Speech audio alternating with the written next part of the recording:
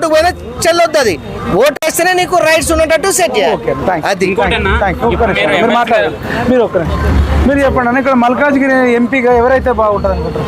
ఖచ్చితంగా కాంగ్రెస్ అభ్యర్థి గెలిస్తే బాగుంటుంది. ఎవరన్నా ఇప్పుడు? సునీతా మహేందర్ రెడ్డి మంచిగా మంచి ఆమె. ఇంతకుముందు ఆమె జెడ్పీ చైర్పర్సన్ చేసింది. ఉమ్మడి రంగారెడ్డి జిల్లాకి జెడ్పీ చైర్పర్సన్ చేసింది. ఆమెకు సమస్యలు బాగా తెలుసు. సో ఖచ్చితంగా ఆమె వస్తే బాగుంటుంది. ఒక మహిళను కూడా మల్కాయి పార్లమెంట్ నుంచి పంపిస్తే కూడా బాగుంటుంది అని చెప్పి ప్రజలందరూ అనుకుంటారు. మరి కొందరు అంటారు అసలు ఒక చిన్న ఛానల్కి ఇంటర్వ్యూ వస్తలేదు ఆమెకి అదే మాటలు మాట్లాడకపోతే పంచాయత కదా అన్న. ఆమె మాటలు మాట్లాడదు, పని చేస్తుంది. ఆమె తడబడుతుందేమో కానీ పని కరెక్ట్ చేస్తుంది. ఆమె పని చేయడం కూడా పలానా మల్కాజ్గిరిలో సమస్యలు ఉన్నాయి, మాకు ఫండ్ కావాలి, ఈ సమస్య ఉంది, ఆ సమస్య ఉంది, అయితే అక్కడైతే ఖచ్చితంగా సమస్యల గురించి మాట్లాడతానా. సమస్యలు తెలుసు, సమస్యల గురించి మాట్లాడుతుంది. సమస్యలు తెలుసు ఆమెకి. ఖచ్చితంగా సమస్యలు రేజ్ చేస్తారని చెప్పి ఆమెకు ఓటేయాలనుకుంటారు అందరు. ఇప్పుడు వీళ్ళకేసి ఏమి ఉండదు అన్న, అక్కడ వాళ్ళే ఉంటారు కాబట్టి ఏం మాట్లాడలేరు. ఖచ్చితంగా కాంగ్రెస్ వాళ్ళని గెలిపిస్తేనే కొట్లాడగలుగుతారు, నిధులు తీసుకురాగలుగుతారు. వాళ్ళ భయానికన్నా వీళ్ళకి ఇక డెవలప్మెంట్ చేస్తారని చెప్పి అవకాశం. ఎవరైతే బాగుంటారు? రాహుల్ గాంధీ. ఎందుకు? ఒకసారి చేంజ్, ఇప్పుడు ఇక్కడ చేంజ్ ఎట్లా చూసినామో అక్కడ ఒకసారి చేంజ్ చూడాలనుకుంటుంది. సో అందుకే నేను అద్దంకి దయాకర్, కాంగ్రెస్ పార్టీ లీడర్. జై శ్రీ దేవుడు రాముడు మీ చిన్న ఆయన, లేకపోతే ఇంకా సీత మీ ఇంటి మనిషి, వీళ్ళు రాజవంశాలు అంటారు. ఒక్క నిమిషం అన్న, వీళ్ళు ఏమంటారు అంటే బీజేపీ వాళ్ళు అడుగుతారు, లేదంటే హిందువులు అడుగుతారు. మరి ఇదే విషయం ఆ ముస్లింలను అడగగలుగుతారా అంటే? ఖచ్చితంగా అడగలుగుతారు అన్న. వాళ్ళు అట్లా వేసారు, వీళ్ళు మొత్తం వీళ్ళు ఓన్ చేసుకుంటారు. అది ఇప్పుడు ఇట్లా అనడం మీరు సమర్థిస్తారా? సమర్థించుడు కదా, చిన్నయ్య అనడాన్ని సమర్థిస్తారా అంటే? అది సమర్థించుడు కాదన్న, వీళ్ళు అట్లా ఓన్ చేసుకుంటారు కదా, అందుకే ఆ విషయం వస్తుంది. అసలు వీళ్ళు ఓన్ చేసుకోకపోతే అది రాదే కదా. వీళ్ళు మొత్తం మేమే అన్నట్టు ఓన్ చేసుకుంటారు. హిందువులందరూ ఒకటే కాదన్న, వీళ్ళే కాదు బీజేపీ సమర్థించుడు కాదన్న.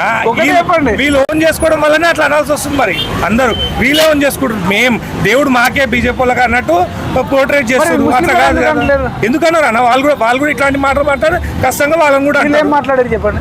అదే వీళ్ళు ఓన్ చేసుకుంటారు. దేవుడు మాకే, మీకు కాదు, బీజేపీ వాళ్ళకే దేవుడు అన్నట్టు ఓన్ చేసుకుంటారు. ఖచ్చితంగా అన్నారు, అందుకే అనుకుంటారు.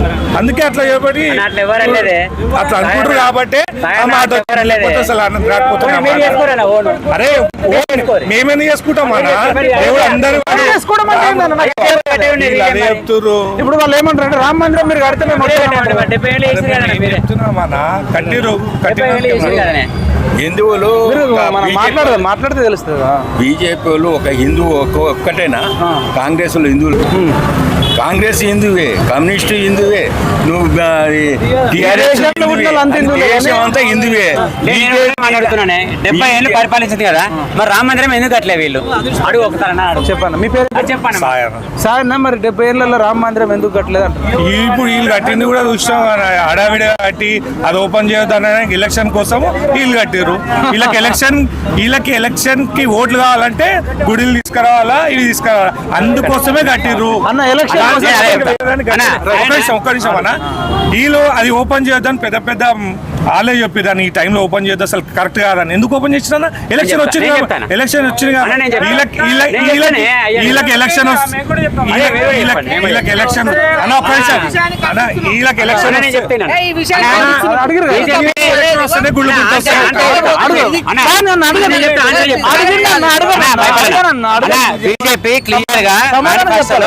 బీజేపీ క్లియర్ గా మేనిఫెస్టోలో పొందుపరిచింది. మా ప్రభుత్వం వెనక అధికారంలోకి వస్తే మేము రామ మందిరం కడతామన్నది చెప్పిన మాట నిలబెట్టుకున్నది.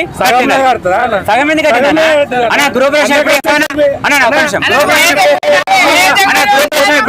గృహప్రవేశం మంచి రోజు చేస్తాము.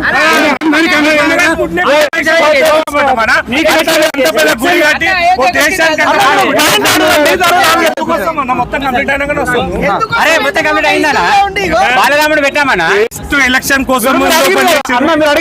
కాంగ్రెస్ ఏం చేస్తారు, రాముడు బీజేపీ అని చెప్పి వాళ్ళే అంటారు, మేము అంటలేం. మీరే అంటారు, రాముడు బీజేపీ అని చెప్పి వీళ్ళే అంటారు. రాముడు అందరు వాళ్ళు అనుకుంటారు మేము, కానీ వీళ్ళే బీజేపీ. నేను అడుగుతున్నాను. ఇప్పుడు వీళ్ళు ఒక మాట అంటారు అనుకో, ఎలక్షన్ కోసం వాళ్ళు రామ మందిరం వాడుకుంటారు కదా, మరి ఇదే విషయం మీరు ఎందుకు చేయలేదు అంటారు. మీకు కూడా అట్లా అట్లాంటి మీరు కడితే మీకు కూడా అట్లా ఏమంటారు దాన్ని మధ్యది పోతారు. వీళ్ళ ఎంపీలు బట్టి అన్నాడు, ఆయన పట్టుకొని తిరుగుతారు. వీళ్ళకే స్టాండ్ లేదు, వీళ్ళు మాట్లాడతారు. టోపీలు పెట్టుకొని వీళ్ళు బట్టి అది ఇస్తారు. ఇస్తారు వీళ్ళు. ప్రతి ముస్లిం కి ఇఫ్తార్ విందు చేయడమే వీళ్ళ పని. కానీ దేవుని మాత్రం ఓన్ చేసుకోరు వీళ్ళు. దేవుని మాత్రం ఓన్ చేసుకోరు వీళ్ళు. రాముడు మైపాల్ యాదవ్ అసలు మెయిన్ మూలం ప్రశ్నను వదిలేసి మిగతా అన్ని మాట్లాడుతున్నాం. ఒక ఫారినర్ ఏమన్నాడంటే ఈ ప్రపంచంలో తమ గుడి గురించి తమ దేశంలో కోర్టుకు పోయిన దేశం ఇది ఒక్కటే పంచుకున్న తర్వాత ఇది ఇదే దేశం. భారతదేశం కాదు, భారతదేశం విడిపోయింది. మేము హిందువులతో కలిసి ఉంటామని వాళ్ళు సపరేట్ కోరుకున్నారు, అయిపోయింది. అప్పుడు ఇక్కడ ఎవరు ఉండాలి? ఇక్కడ ఎవరు ఉండాలి? హిందువులే ఉండాలి. హిందువులే ఉంటే ఈ మాటలను ఎందుకు వస్తుండే? రాకపోయేది కదా. వాళ్ళని ఈడ ఉంచింది ఎవరు? కాంగ్రెస్. ఇవాళ వాళ్ళకి మనం సమాధానం చెప్పాల్సిన అవసరం ఏముందండి? వాళ్ళు మనల్ని అడిగి కూలగొట్టిరా, రామాలయం కూలగొట్టి అయోధ్య మసీదు కట్టిరా, మధురాల కృష్ణాలయాన్ని కూలగొట్టేసి మసీదు కట్టిరు. ఇవి మనల్ని అడిగి కూలగొట్టిరా. వాళ్ళు బలం ఉంది కనుక చేసిండు. రైట్. మనం బలం ఉండి కూడా చేయట్లేదు, కోర్టుకు పోయినాం.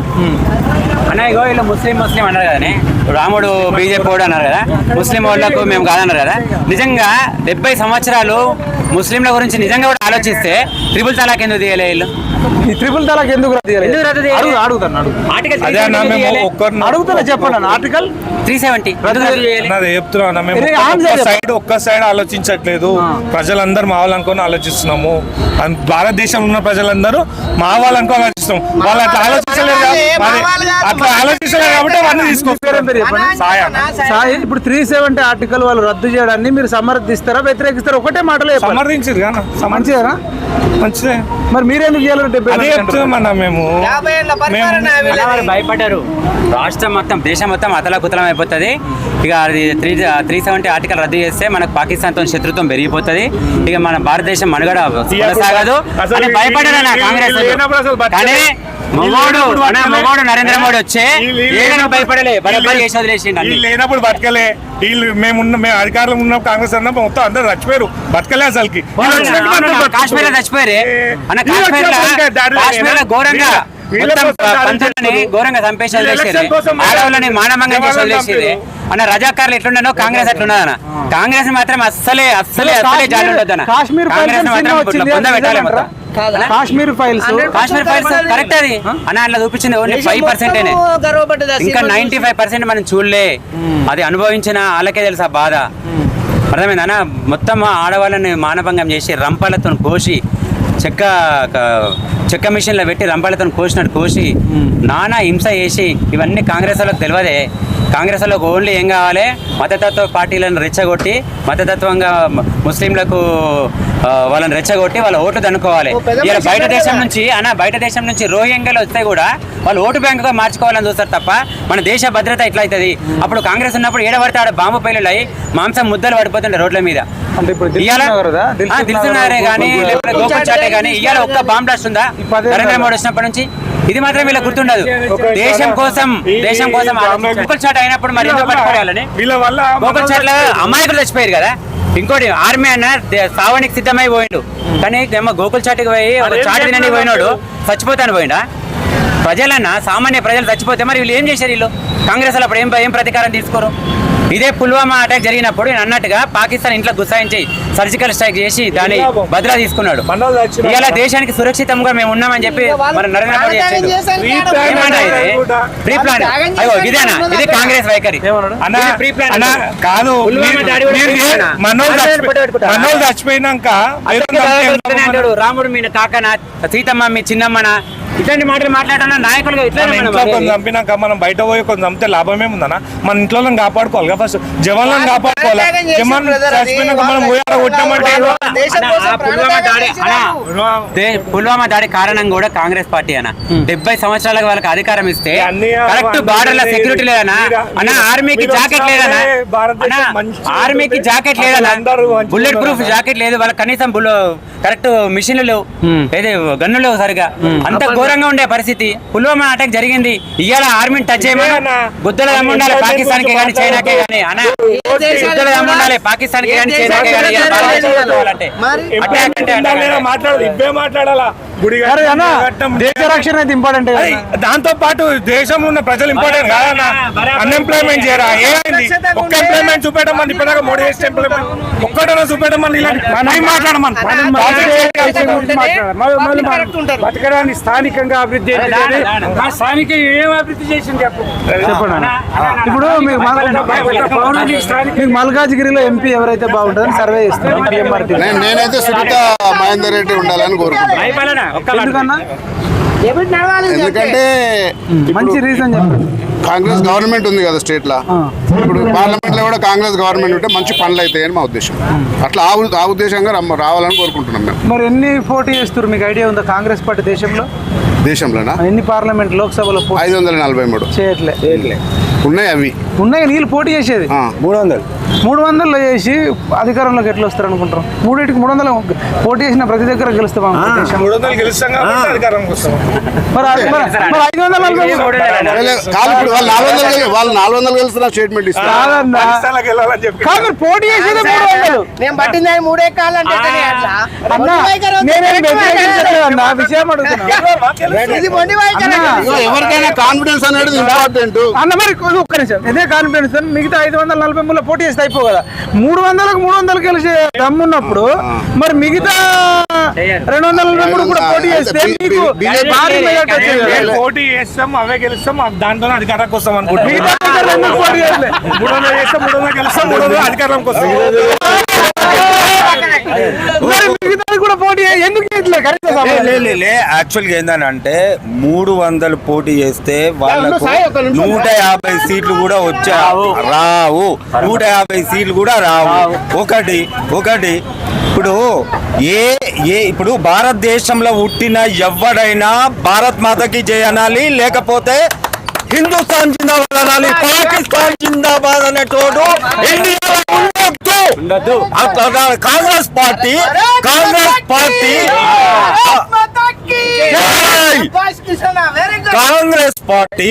వాళ్ళు ఎలక్షన్ లో నామినేషన్ వేసేటప్పుడు పాకిస్తాన్ జెండాలు ఎందుకు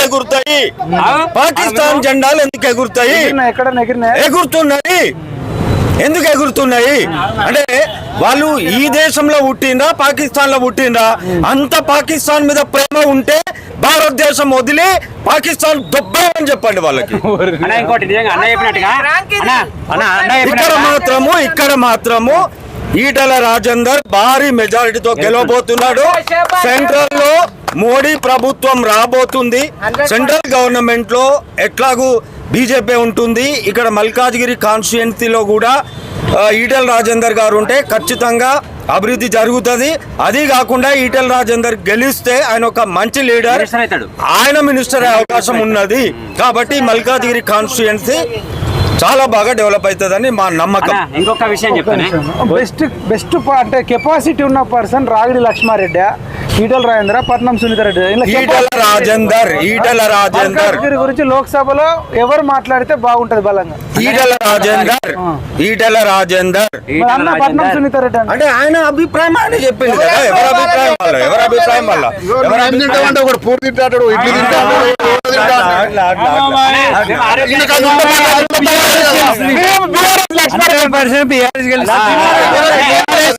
బీఆర్ఎస్ ఉంటేనే పార్లమెంట్ గురించి తెలంగాణ గురించి మాట్లాడే సత్యం మనుషులు తెలంగాణలో ఒకటి తెలంగాణ అంటే బీఆర్ఎస్ అంటేనే తెలంగాణ కానే కాదు. ఎందుకంటే తెలంగాణ సమితిని తీసేసిండు.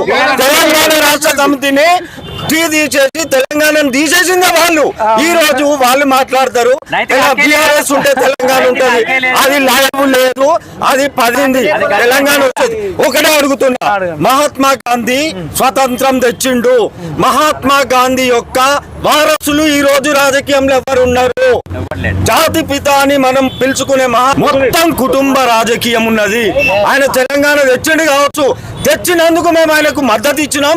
అయిపోయింది, 10 ఏళ్ళు అధికారం అనుభవించిండు, ఆయన అనుభవించిండు, చాలు. ఇక అంతకంటే ఎక్కువ అవకాశం ఇట్లా మాట్లాడుతారు సార్. ఇది పక్కన పెడితే పాకిస్తాన్ జిందాబాద్ అని పాకిస్తాన్ కు పంపాలన్నారు 100%. మరి ఇప్పుడు రేవంత్ రెడ్డి ఏమన్నాడో చెప్తా. పాకిస్తాన్ కంటే భారతదేశం వెనుకబడ్డది, నరేంద్ర మోడీ సిగ్గుపడాలన్నాడు. మరి రేవంత్ రెడ్డికి అసలు ఏబిసిడీలు కూడా తెలియదు. రేవంత్ రెడ్డికి ఏబిసి ఎందుకని అంటే ఒకసారి ఇంతకుముందు ఏమన్నాడు ఆయన, అరే భారత్ మాత బిడ్డలు అంటున్నారు, భారత్ మాత పుట్టినారా అని. అరే రేవంత్ రెడ్డి మొలే కానీ ఒక ముఖ్యమంత్రి, ఇప్పుడు ముఖ్యమంత్రి, అప్పుడు ఒక ప్రధాన ప్రతిపక్ష నాయకుడిగా ఉన్నాడు. భారత్ మాత బిడ్డలు అంటే భారతదేశంలో పుట్టిన వాళ్ళు భారత్ మాత బిడ్డలు కాకుండా ఎవరి బిడ్డలు అవుతారు? దేశాన్ని ఒక తల్లిలాగా చూసినప్పుడు భారత్ మాత బిడ్డలే. ఆయన ఇంతకు ముందు కేసీఆర్ కూడా ఇట్లనే అన్నాడు, శ్రీలంక బాగుంది, పాకిస్తాన్ బాగుంది, బంగ్లాదేశ్ బాగుంది అని. ఏమైందా వాటి పరిస్థితి? ఈయన నోటి నుంచి వెళ్ళిందో లేదో ఆడ శ్రీలంకలో డాష్ లో గుడిసిపోయింది. ఈయన నోటి నుండి వెళ్ళిందో లేదో పాకిస్తాన్ కనీసము జొన్న పిండి దొరకలే, మనం పంపించినాం.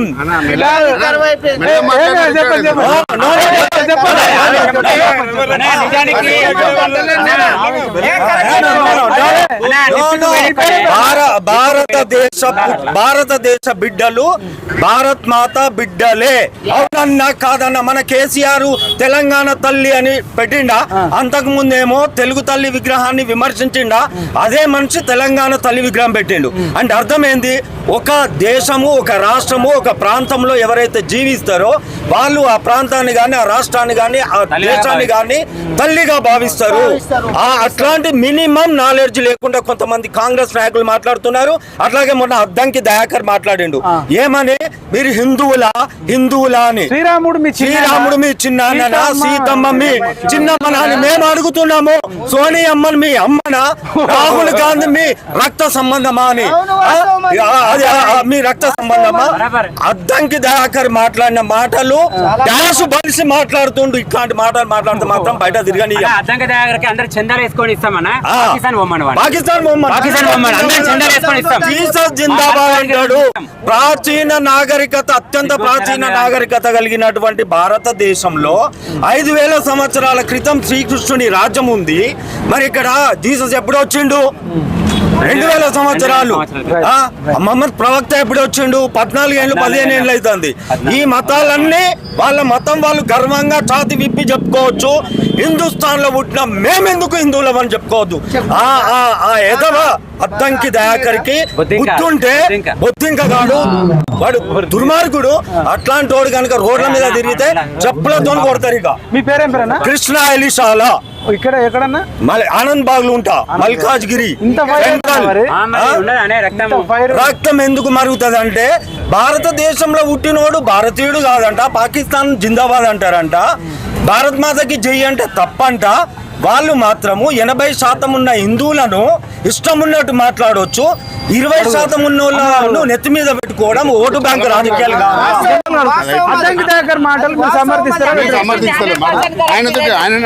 ఇప్పుడు శ్రీరాముడు మనం వ్యతిరేకించినాం. మేము కాంగ్రెస్ పార్టీ ఉండి కూడా వ్యతిరేకించినాం. మరి కాదన్నా, మీరు విషయం తెలుసా? బీజేపీకి ఎవరు గెలిపిస్తారో తెలుసా? కొన్ని ఓట్లు ఎక్కువ వచ్చే అవకాశం కాంగ్రెస్ వాళ్ళే. ఇప్పుడు లేనిపోని బీఆర్ఎస్ వాళ్ళు తప్పు చెప్తున్నాను. కాంగ్రెస్ ఎందుకన్నానంటే విను, నేను అన్న రీజన్ చెప్తా. ఇప్పుడు కాదు ఇప్పుడు అద్దంకి దగ్గర మాటలు మాట్లాడకపోతే వీళ్ళలో ఇంత ఆవేశం కట్టలు తెచ్చుకోకపోయేది. ఇప్పుడు ఆయన 10 రోజుల డాక్యుమెంటేషన్ పని పక్కకు పెట్టి ఇంకెక్కువ తిరుగుతాడట. ఇప్పుడు ఆయన అనకపోతే 5 రోజులు తిరిగేటప్పుడు 10 రోజులు తిరుగుతాడు. గంట చేసినప్పుడు 4 గంటలు పని చేస్తాడు. మీరు ఎందుకు రెచ్చగొట్టాడు అంటారు? ఇప్పుడు మీరు చేసింది చెప్పుకోండి అన్న. నాగార్జున సాగర్ ఘటన శ్రీరామ్ సాగర్ ఘటన అని చెప్పుకోకపోతే ఇప్పుడు రాముడు నేను ఇంతకుముందు ఇచ్చిన ఇంటర్వ్యూలో అదే చెప్పిన. రాముడి వంశం గత అంటే మరి ఇప్పుడు 70 వీళ్ళు ఏమంటారు? మీరు సంవత్సరాల సోనియా వంశం అని వీళ్ళు అంటారు. నేను ఇంతకుముందు ఇచ్చిన ఇంటర్వ్యూలో అదే చెప్పిన. ఏమంటన్నా నెత్తి మీద గుడ్డు పెట్టుకొని తిరుగుతుంది గాడిద గుడ్డు ఏదన్నా మనకు ఒకటి ఉంటది ఒక డిక్షనరీలా ప్రతిదానికి ఒకటి అర్థం ఉంటది గాడిద గుడ్డుకు అర్థం ఉన్నదా నెత్తి మీద గాడిద గుడ్డు పెట్టుకుంటున్నా అంటే ఏమైంది ఆయనకు పాలన రాదు నేను గాడిద గుడ్డు కానని అర్థం నెత్తి మీద గాడిద గుడ్డు అందరూ కూడా అడుగుతా అన్న, మీకు మంచి అవకాశాలు ఉన్నాయి కానీ కొంచెం గ్రాఫ్ ఎందుకు తగ్గుతుంది తెలుసు. ఇప్పుడు గాడిద అసలు గుడ్డే పెట్టదు. గాడిద గుడ్డు ఎవిడెన్సే కాదు పేపర్ ఎవిడెన్స్ కాదు జనరల్ గా ఒక సీఎం లెవెల్ భారత చరిత్రలో ఎప్పుడు లే, అంటే అది వాళ్ళు చెప్పుకుంటారు మస్తు చెప్పుకుంటారు కానీ లాస్ట్ టైం ఎలక్షన్లు అప్పుడు కేసీఆర్ కరీంనగర్ ఏమన్నాడు ఇందుగాన్లు బొందుగాన్లు అన్నారు. అన్నందుకు ఏమైంది 3 సీట్లు పోయినాయి. మరి ఇప్పుడు అద్దంకి దగ్గర అన్నమాట నాకు 4 పోతాయి కావచ్చు. పోతాయి. ఎవరైనా ఒక తప్పు చేయడం వల్ల చిన్న మాట దేశానికి నష్టం జరుగుతుంది, రాష్ట్రానికి నష్టం జరుగుతుంది. ఇప్పుడు అప్పట్లో కోమటిరెడ్డి వెంకటరెడ్డిని అప్పుడు గొడవలేని పార్టీ. అవును వాళ్ళకి అన్నాడు. మళ్ళీ ఇప్పుడు ఆయన నాకు దేవుడు అంటుండు. మళ్ళీ అదొకటి మీ అడ్డంకి దయాకర్ రావు చేసిన స్టేట్మెంట్ కి ఆయనకు సీట్ లేకుండానే పోయింది. ఇవాళ అడ్డంకి దయాకర్ రావు స్టేట్మెంట్ చేసినందుకు ఆయన నా గారగా అయ్యిండు. నేను 10 రూపాయలు ఇస్తానే రేపు పొద్దున నేను 10 రూపాయలు ఇస్తా. నేను 100 రూపాయలు ఇస్తా. నేను 100 రూపీస్ ఇస్తా ఆయనకు. అడ్డంకి దయాకర్ని పాకిస్తాన్ బొమ్మను అందరూ చందాలు చేసి అందరూ మేము ఇక్కడ జోల పట్టుకొని పోయి ఇట్లా తీసుకుపోయి ఇచ్చేస్తాం మేము. నేనైతే 10 రూపాయలు వెళ్ళిపోమని చెప్పు. ఆయనకి అదే మరి ఇక్కడ ఎందుకు ఆయనకు? అన్న మీరు ఉండండి, ఈ పిల్లలు గారు జస్ట్ ఒకటే మాట్లాడుతా. రాహుల్ గాంధీ మోడీ ఎవరు ప్రధాని అయితే బాగుంటది? రాహుల్ గాంధీ మోడీ ఆ? మోడీ ఒకసారి రండి అందరు ఒకసారి రండి. రాహుల్ గాంధీ ఓకే. మీకు వెరీ గుడ్ ఇలా అడుగుతారా? రాహుల్ గాంధీ మోడీ మీకు మోడీ ఒక మాట ఎందుకో చెప్పగలుగుతారా? మంచి చేస్తాడు. మంచోడేనా? ఆ? రాహుల్ గాంధీ కూడా పాదయాత్ర చేసిండు, న్యాయయాత్ర చేసిండు, జోడయాత్ర మోడీ పాదయాత్ర ఏం చేస్తాడు చెప్పు. రాహుల్ గాంధీ చేసిండు. రాహుల్ గాంధీ ఏం చేస్తాడు చెప్పు. ఆ. మోడీ కూడా చేస్తాడు కదా. మొన్న మల్కాజిరికి వచ్చి చేయలేదా? వచ్చిండ మల్కాజ్గిరి వచ్చిపోయింది కదా మోడీ. ఏమనిపించింది చూసినావా? Right, very good. మీరు ఇంకెవరు మాట్లాడతారు? చెప్పండి చెప్పు తమ్ముడు మాట్లాడతాడు. ఇప్పటిదాకా తమ్ముంది లేదు కదా. చెప్పండి. ఇప్పుడు ఈటెల రాజేందర్, గట్టిగా చెప్తాడు తమ్ముడు. రాగిడి లక్ష్మారెడ్డి, పట్నం సునీతారెడ్డి అన్నను కూడా అడుగుదాం. చెప్పు. ఈటల రాజేందర్ అన్న ఈటల ఇప్పుడు రాగిడి లక్ష్మారెడ్డి ఉన్నాడు. ఎవరికి తెలుసు? మీరు గుర్తుపడతారా రాగిడి లక్ష్మారెడ్డిని? మన పట్నం సునీతమ్మ ఉన్నది. పట్నం సునీతమ్మ కాదు ఇక్కడ క్యాండిడేట్. ఏమైతుంది రేపు పొద్దున పట్నం మహేందర్ రెడ్డి క్యాండిడేట్ అవుతాడు. End of the day Etela